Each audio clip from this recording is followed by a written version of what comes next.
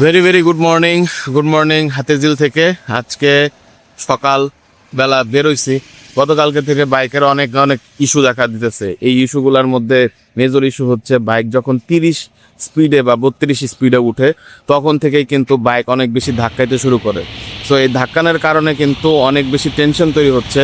গত 1.5 বছর 2 বছর যাবত আমি বাইক ইউজ করতেছি। এই 1.5 বছর 2 বছর আমি রেগুলার এই বাইকটা ইউজ করি। সো এই বাইকটার কিন্তু নানা রকম প্রবলেম ছিল না বা থাকার কথা ছিল না, কারণ আমি সব সময় এই বাইকটাকে রেগুলার সার্ভিস দিচ্ছি। রেগুলার সার্ভিস যদি না দিতাম তাইলে বাইকে যদি কোনো প্রবলেম হইতো তাইলে আমি মানতাম যে হ্যাঁ বাইকে প্রবলেম হয়েছে এবং এই প্রবলেমের কারণে আমি নানাবিধ প্রবলেম ফেস করতেছি। তো যেই কথা সেই কাজ, আমি প্রায় ধরেন 2 মাস 3 মাস বা 4 মাস পর পর আমি বাইকে রেগুলার সার্ভিস কিন্তু দিয়ে গেছি। এখন রেগুলার সার্ভিস দেওয়ার পরও আমার বাইকে নানাবিধ প্রবলেম দেখা দিচ্ছে। কীরকম প্রবলেম?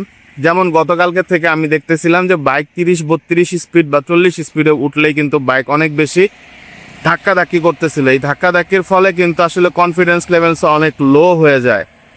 এবং তাছাড়া আরেকটা বিষয় হচ্ছে বাইকের পিছনের বল রেসার। বাংলাদেশের প্রেক্ষাপট অনুযায়ী বাংলাদেশে যে রাস্তাঘাট, এই রাস্তাঘাট তো সব কিছু আমরা জানি। এই রাস্তাঘাটের ভাঙা চোরা, বৃষ্টি বাদল ইত্যাদি ইত্যাদি হওয়ার কারণে সো বাইকের বল রেসারটা কিন্তু ক্ষয় হয়ে গেছে।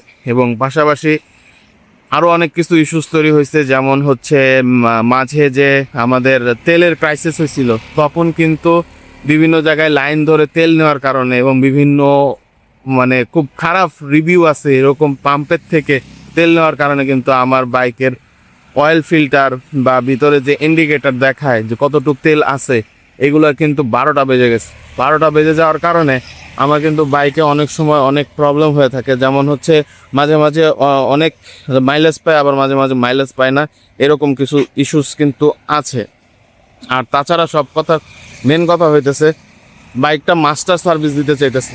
বাইকটা মাস্টার সার্ভিস না দিলে আসলে বুঝতে পারতেছি না যে বাইকের আর কোন কোন জায়গায় প্রবলেম আছে। কিন্তু আমার এক গুরু ভদ্রলোক আমাকে অনেক বেশি পরামর্শ দিচ্ছে যে বাইকটা মাস্টার সার্ভিস দিলে কিছু জিনিস ম্যান্ডেটরি যেগুলো আসলে পরিবর্তন করতে হবে। এই পরিবর্তন না করলে বাইকের নানাবিধ প্রবলেম আরও দেখা দিতে পারে। কিন্তু মাস্টার সার্ভিস দিলাম ঠিকই, কিন্তু আসলে কোনো কাজ হইল না। সেক্ষেত্রে আসলে অনেক বেশি ভবিষ্যতে আবার প্রবলেম হবে। সো কাজের জন্য হচ্ছে উনি বেশ কিছু জিনিসপত্র দিছে, যেমন অয়েল ফিল্টার, মোবিল ফিল্টার, তারপর হচ্ছে এয়ার ফিল্টার, অ্যান্ড দেন হচ্ছে ইঞ্জিন অয়েল, আর তারপরে হচ্ছে ব্যাকসেসিস বুশ এবং আরও অনেক বিষয়গুলো আছে যে জিনিসগুলো সে বলছে যে এগুলো কিনে নিতে। স্পার্ক প্লাগ যেগুলো লাগলে চেঞ্জ করব, না লাগলে চেঞ্জ করব না মাস্টার সার্ভিসে।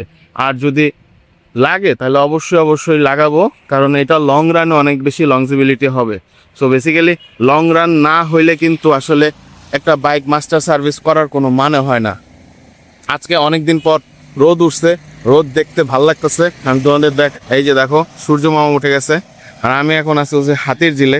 আমি হাতিরঝিলে থাকার কারণে আমি অনেকক্ষণ ধরে চেষ্টা করতেছিলাম যে আসলে কোন জায়গাটায় দাঁড়ালে আমি তোমাদের একটা সুন্দর ভিউ এবং হচ্ছে সুন্দর জায়গায় আমি ভিডিওটা করতে পারবো।